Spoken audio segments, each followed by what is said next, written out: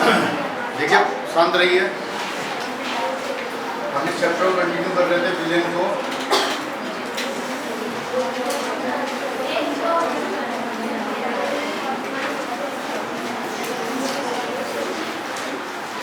और कल मैंने आपको एक टर्म पढ़ाई थी वास्तव, तो थोड़ा सा रिव्यू कर लेते हैं। वास्तव वेपर प्रेशर,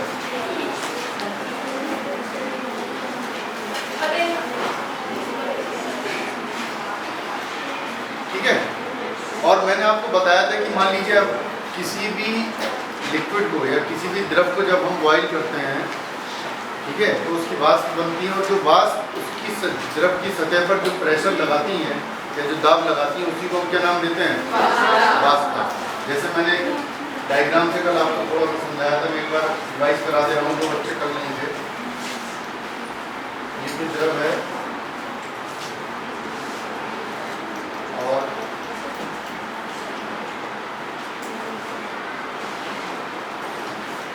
इसको हमने बर्तन से ढक दिया और इस द्रव की ये वाष्प बनी।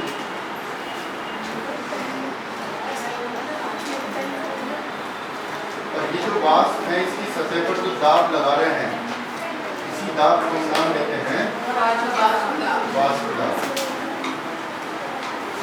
थोड़ा सा रिवाइज हो गया होगा। अब मैंने कल आपको एक चीज समझा रहा था कि जो वाष्प दाब है यानी वेपर प्रेशर, वो दो चीजों पर डिपेंड करता है, ठीक है। एक तो जो हम द्रव ले रहे हैं उसकी प्रकृति, भाई एक द्रव है जो बहुत जल्दी भाप बना लेगा, एक द्रव है जो काफी देर बाद बनाएगा। तो यानी एक तो इस पर डिपेंड करेगा कि हमने द्रव कौन सा लिया है, दूसरा हमने टेम्परेचर ताप कितने ताप पर। एक है कि 100 डिग्री पर, भाई अब जैसे अल्कोहल है, अल्कोहल 78.4 डिग्री पर। अगर मैं एथिल अल्कोहल की बात करूं, एथिल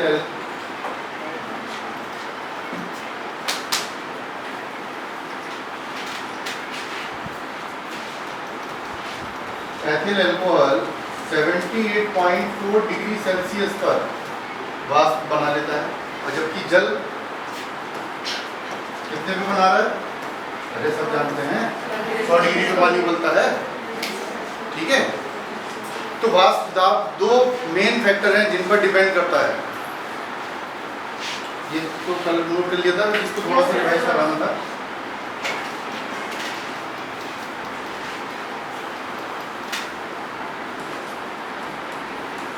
कारक जिन पर वाष्प दाब निर्भर करता है।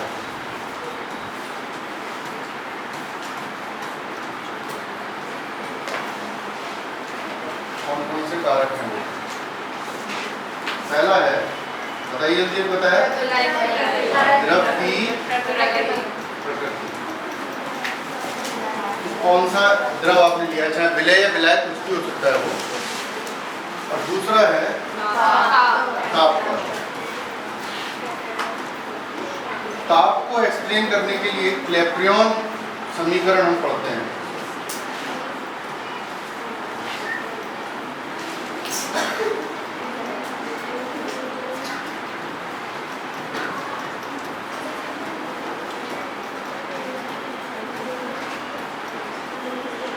क्लैपेरॉन समीकरण क्या थी कि उन्होंने देखा कि T1 ताप पर T1 दाब है और T2 ताप पर क्या है, T2। तो इन्होंने एक फॉर्मूला दे दिया, log P2 upon T1 del H 2.303 R 1 upon T1 minus 1 upon T2। इस इक्वेशन को हम नाम देते हैं क्लैपेरॉन समीकरण। अब यहाँ पर डेल एच क्या है, वाष्पन की एंथैल्पी। एंथैल्पी पढ़ी है?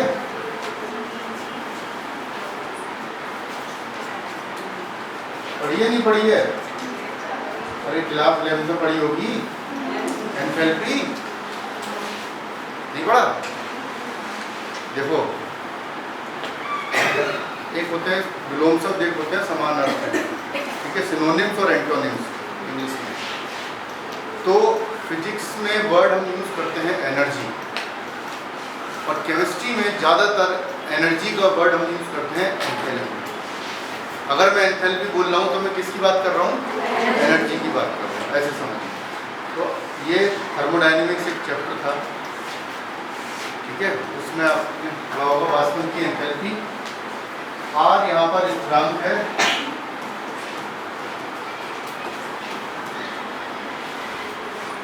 ठीक है, और T1 ताप है, T1 ताप है, इसको नोट कर लीजिए। आपसे ये पूछा जा सकता है, जैसे मल्टीपल चॉइस क्वेश्चन है 1 नंबर में कि भाई इनमें से कौन सी क्लैपेरियन इक्वेशन है, तो आप बताइए, ठीक है। तो बस इस पर क्वेश्चन का प्रूफ मिलेगा आपको बोर्ड लेवल पे, ये ध्यान रखिए, ठीक है। अब मैं इसको क्वेश्चन कर रहा हूँ तो मुझे उसकी टाइम वेस्टिंग नहीं है आपका, ठीक, तो पता होना चाहिए। पर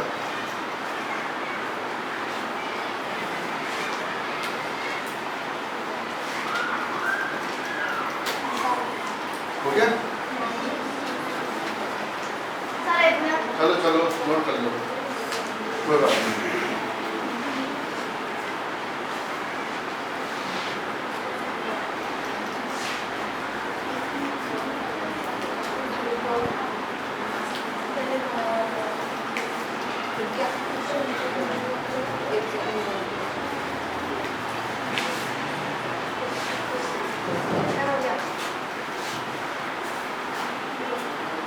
ठीक है, बोले चलते हैं। तो देखिए, वाष्प दाब मैंने आपको कल यही पढ़ाया था, हेनरी का नियम, मोल प्रभाज के इसके संबंध में, कि कैसे किसी भी विलय का जो आंशिक दाब है वो किस पे डिपेंड करता है? मोल प्रभाज पर। उसी को एक्सप्लेन करा है राउल्ट्स लॉ में। राउल्ट का नियम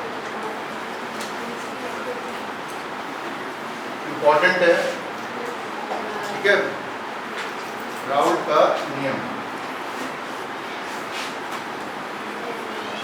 राउल्ट्स लॉ।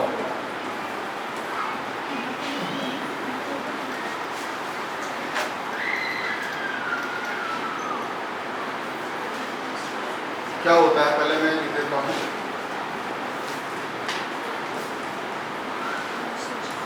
निश्चित ताप पर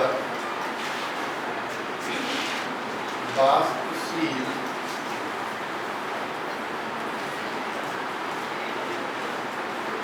द्रव के विलयन के प्रत्येक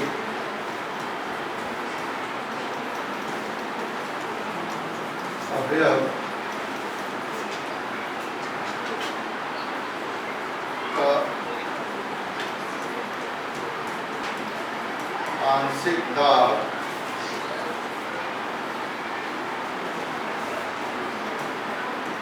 उसके मोल प्रभाज के समानुपाती होता है।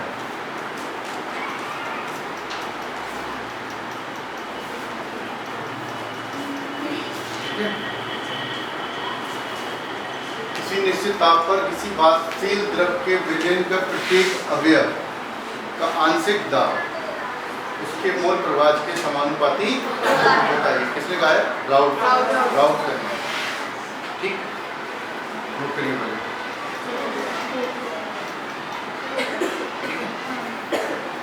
अब देखिए, एक टर्म मैंने यहाँ पर यूज करी है, वाष्पशील द्रव, ये समझ में आना चाहिए। वाष्पशील द्रव का मतलब क्या है? दो टाइप के द्रव मिलते हैं, वो मैं लिखवा नहीं रहा हूँ, ठीक है, एक वाष्पशील और एक अवाष्पशील। वाष्पशील वो होते हैं जिनके वाष्प यानी जिनकी वेपर्स बहुत जल्दी बन जाए। अवाष्पशील वो होते हैं जिनके वेपर्स ना बने या देर में बने। जैसे अब आप बहुत कॉमन देखिए, अगर आपने अपने घर में एक बर्तन लिया, उसमें कपूर की वो की डाल दी, छोटी सी जाती है मार्केट में, और फिर उसको बॉईल करा तो आपको तुरंत कपूर की स्मेल आने लगती है। अब आपने उतनी बड़ी नमक डाल दिया, 1 चम्मच, क्या उसकी स्मेल आएगी? तो नमक क्या है? अवाष्पशील द्रव है, और कपूर का जो सॉल्यूशन वो कैसा है? वाष्पशील। क्लियर? ये चीज़ समझ में आ गई? ये एक दूसरा और एग्जाम्पल दे रहा हूँ। अभी आप लोगों ने देखा होगा सैनिटाइजर, कोरोना बहुत हुआ, सैनिटाइजर लोग यूज़ कर रहे थे, हाथों पर रगड़ रहे थे, ठीक। तो अगर आपने सैनिटाइजर हाथ पे लिया, एक हथेली में रख लिया, ऐसी दूसरी हथेली में आपने क्या रखा? पानी रख लिया, दोनों को थोड़ी देर रखे रखिए। बहुत ज़्यादा देखिए, 10 मिनट की बात है, 10 मिनट आप देखेंगे तो सैनिटाइजर धीरे धीरे गायब हो जाएगा, पानी वैसे से रखा मिलेगा, और वहाँ पे ठंडक महसूस होने लग जाएगी, यानी वो तुरंत वेपर्स में कन्वर्ट होने लग जाएगा। ठीक है? ऐसे द्रव जिनकी वेपर जल्दी बन जाती है उनको क्या बोलते हैं? वाष्पशील। जिनकी वेपर्स देर में बने या ना बने उनको बोलते हैं अवाष्पशील।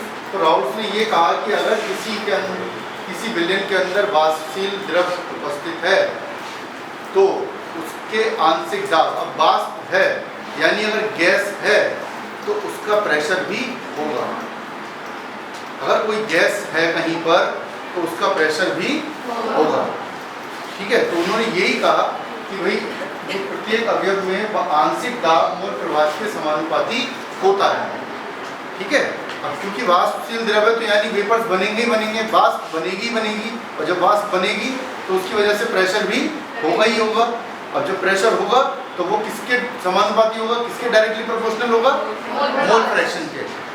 जैसे अब आपको बहुत कॉमन एग्जांपल, आगे पूरा डेरिवेशन में कराऊंगा ही, मैंने आपको एक एग्जांपल दिया कि कपूर है आपके पास, और मान लीजिए मैंने 250 ग्राम कपूर ले लिया और आधा लीटर पानी ले लिया और उनको मिक्स कर दिया, मिक्स हो जाएंगे। ठीक है? तो जब हम उसको गर्म करेंगे तो कपूर के भी वेपर्स बनेंगे और पानी के भी वेपर्स बनेंगे, दोनों के वाष्प बनेंगे। तो इधर जो पानी के वाष्प होंगे वो उसके मोल फ्रैक्शन के डायरेक्टली प्रोपोर्शनल होगा, और जो कपूर के वेपर्स बनेंगे वो उसके डायरेक्टली प्रोपोर्शनल होगा। समझ पा रहे हो मेरी बात?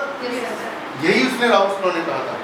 ठीक है? राउल्स का नियम यही कह रहा था कि अगर किसी विलयन के अंदर वाष्पशील द्रव उपस्थित है तो उसके प्रत्येक अवयव का आंशिक दाब किसके डायरेक्टली प्रोपोर्शनल है? समानुपाती है उसके ही मोल प्रवाह के, उसके ही मोल प्रवाह के।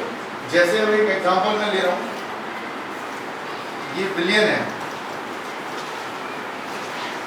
ठीक है?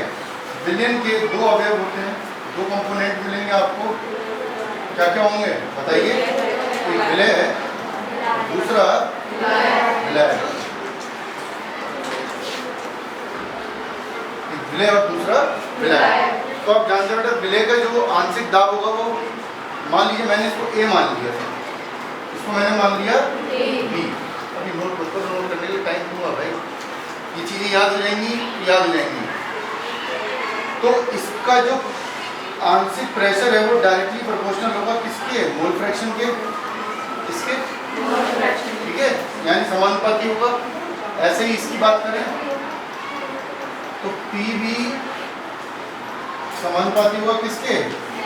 XB के, और इसका डायरेक्टली प्रोपोर्शनल का साइन हटाते हैं तो ये कांस्टेंट जरूर लगा देते हैं, उसको हमने लिख दिया P0 A XA, और यहाँ लिख दिया PB equals to P0 B XB। ठीक है भाई? इसको नोट करिए, अब नोट करिए फिर आगे चलते हैं।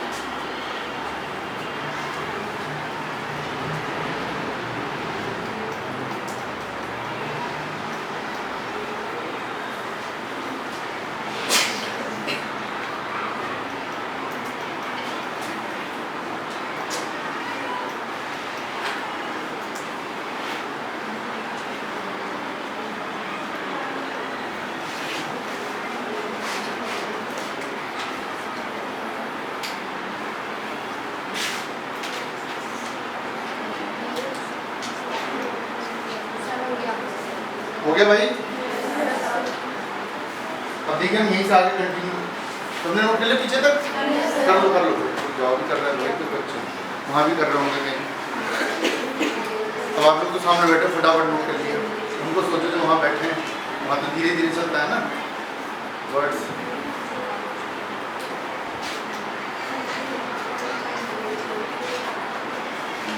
अगर नेक्स्ट क्लास होगी ना पूछूंगा ये सब चीज़ें हैं। हाँ, पता चला 3 दिन कॉपी बिल्कुल बंद ही रही है। भाई माना कि 3 दिन वाली ऑर्गेनिक क्लास चलती है तो कम से कम संडे तो मिलता है। अब आपको पता है कि मंडे मेरी क्लास होनी है, तो ऑब्वियसली बात है कि आप 30-40 मिनट संडे में निकाल लो कि चलो जो पढ़ाया था सर ने आगे बढ़ जाए। तो देखिए आपके पास ये आ गया कि विलय के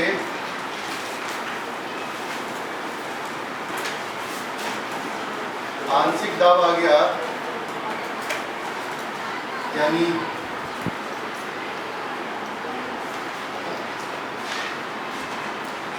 पी ए आ गया आपके पास P naught A into x,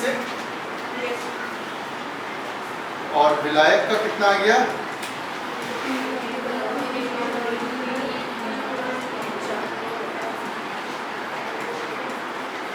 विलायक का आंशिक दाब आ गया P equals to P naught D X. ठीक है, तो विलयन का आंशिक दाब क्या होगा,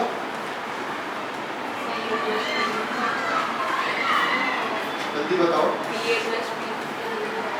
आंशिक दाब होगा P A plus T V. P A की वैल्यू क्या है बेटा, P naught A into X A plus P naught B into X B, ये होता है पी डी। यही है राउल्स लॉ। इस फॉर्मूले पर सवाल मिलेंगे। अब P naught A and P naught B शुद्ध अवस्था में आंशिक दाब होते हैं।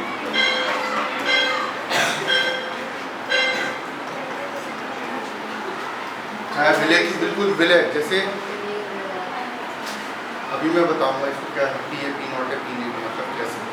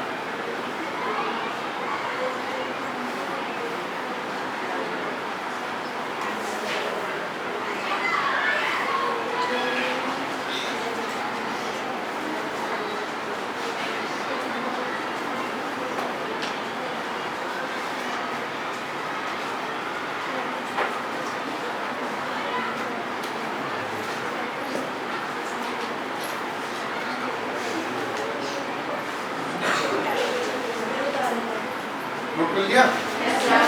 देखिए P naught A P naught B क्या है, ये शुद्ध। मैंने आपको क्या बताया कि हमने कपूर को पानी के अंदर मिलाया, कपूर के भी वाष्प बन रहे हैं, पानी के भी वाष्प बन रहे हैं, तो वो तो विलयन के अंदर है। मान लो हमने खाली कपूर के वाष्प को अलग करके देखा, खाली पानी के वाष्प को अलग करके देखा, तो उनको बोलते हैं शुद्ध अवस्था में। ठीक है, अब राउल्स के नियम को हम विलय के मोल प्रभाज के संबंध में पढ़ेंगे। ठीक है, क्योंकि जो चीज़ हम मिक्स कर रहे हैं उसके रेस्पेक्ट में फिर इसका ग्राफ बनाएंगे।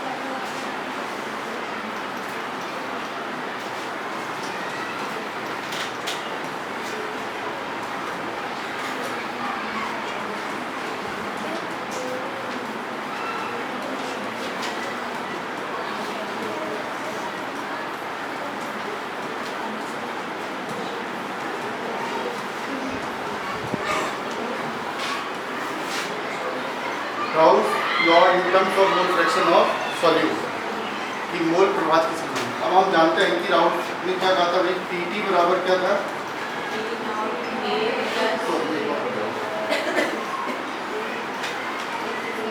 पीए प्लस पीबी, ठीक है।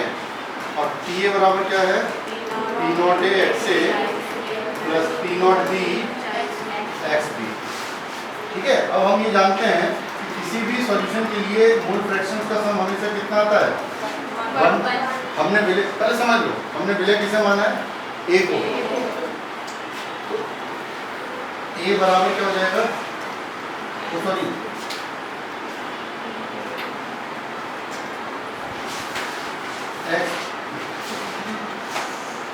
एक्स बी बराबर क्या हो जाएगा, 1 माइनस एक्स ए।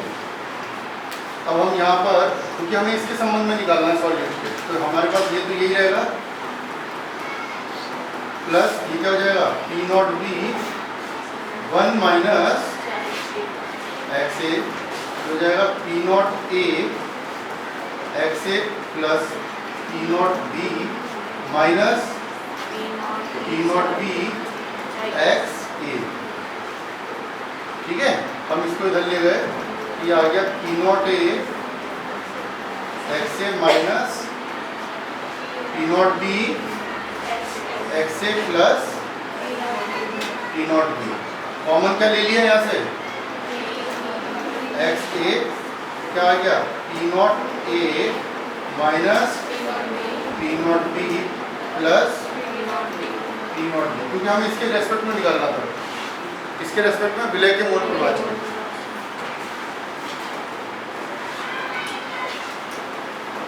अभी जो नेक्स्ट क्लास होगी उसमें इसके न्यूमेरिकल्स कराऊंगा मैं, ठीक है, नोट कर लीजिए।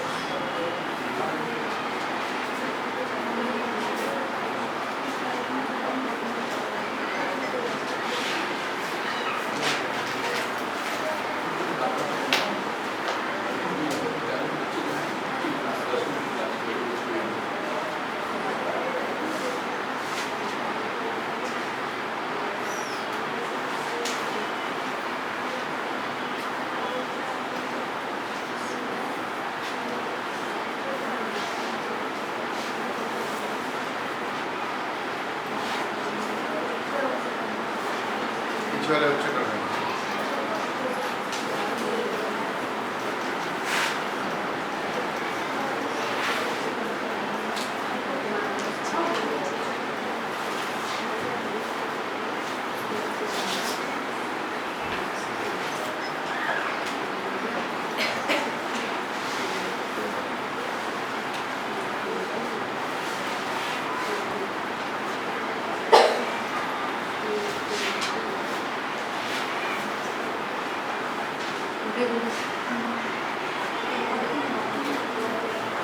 नोट कर लिया सबने? ठीक है, अब देखिए इसमें ग्राफ कैसे बनते हैं इसका।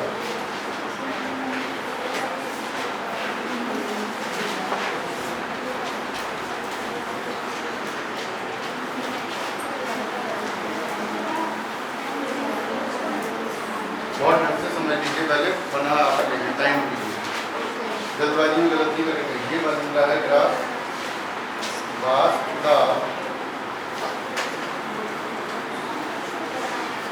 और मोल प्रभाव के बीच में।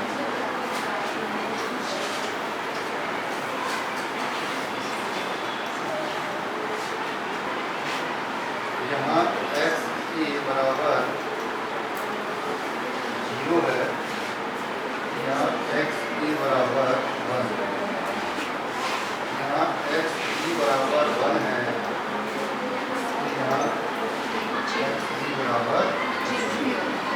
यानी अगर जीरो है तो इसकी जीरो से शुरुआत होगी और ये ऐसे जाएगा। क्या बात है। ऐसे ही गया।